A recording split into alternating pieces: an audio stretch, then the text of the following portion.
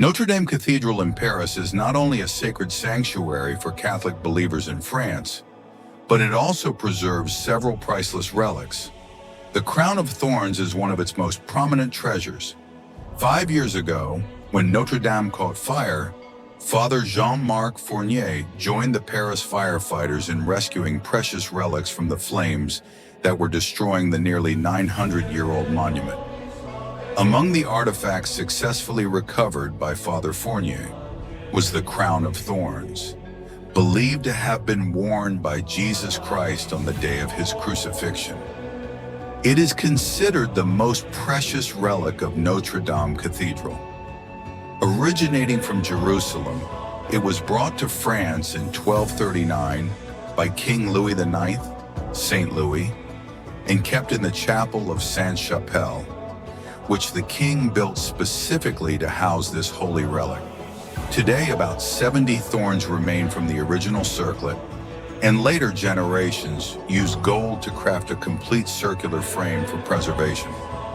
According to the Bible, before Jesus was crucified, Roman soldiers twisted together a crown made from wild thorny plants growing around Jerusalem, placed it on his head, inflicting pain and mocking his kingship.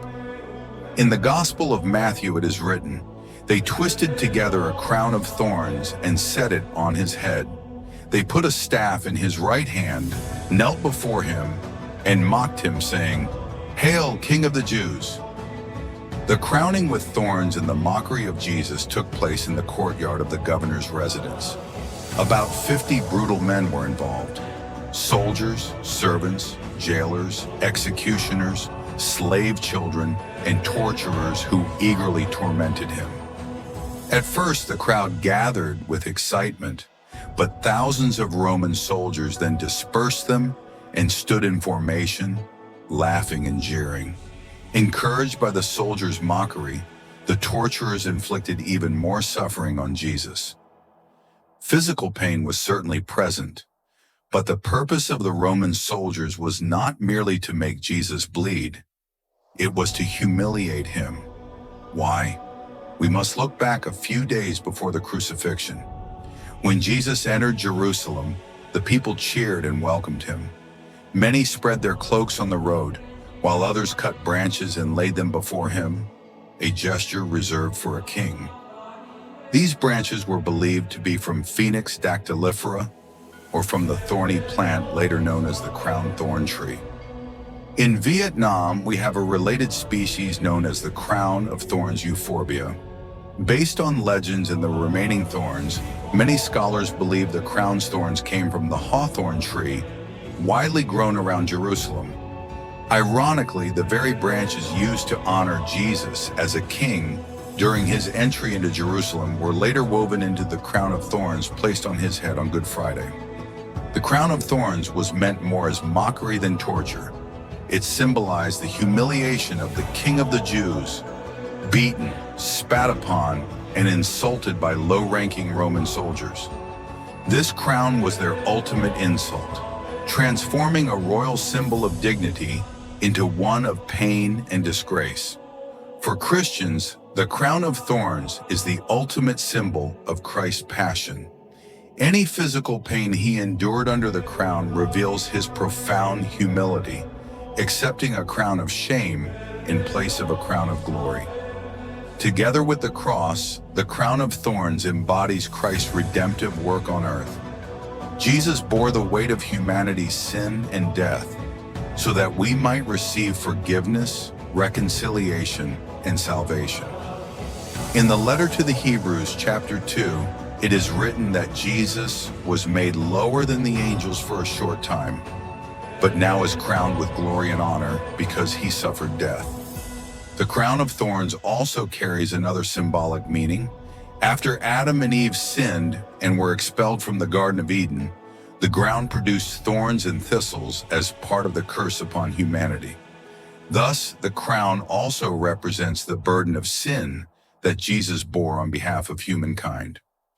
In Christian art, the crown of thorns has been depicted in many ways, from a thorny rose branch to a cap with long spikes.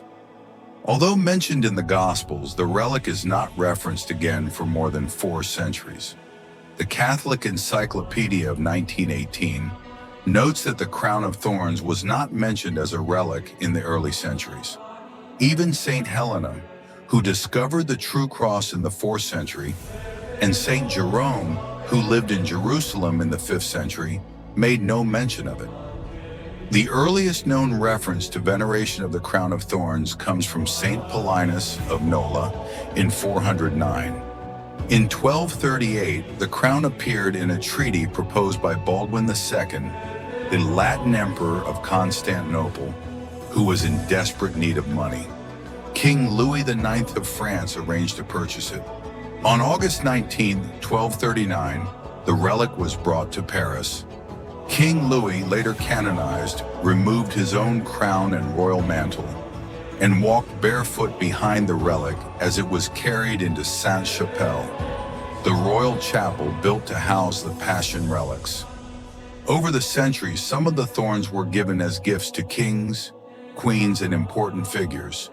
Mary Stuart, Queen of Scots, once possessed one such thorn.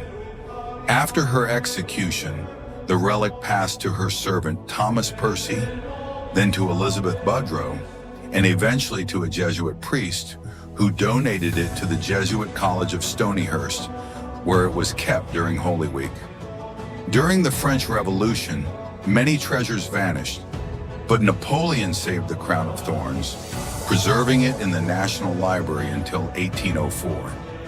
In 1806, it was returned to the Archbishop of Paris and placed once more in Notre-Dame Cathedral. Today, it rests in a crystal and gold reliquary crafted in 1896.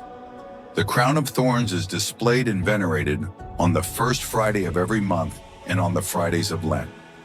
It remains one of the 3 priceless relics preserved with honor at Notre-Dame Cathedral, alongside a fragment of the true cross and one of the nails used in the Crucifixion. Although originally intended as an instrument of mockery, the Crown of Thorns has become a profound symbol of the sacrifice of Jesus Christ,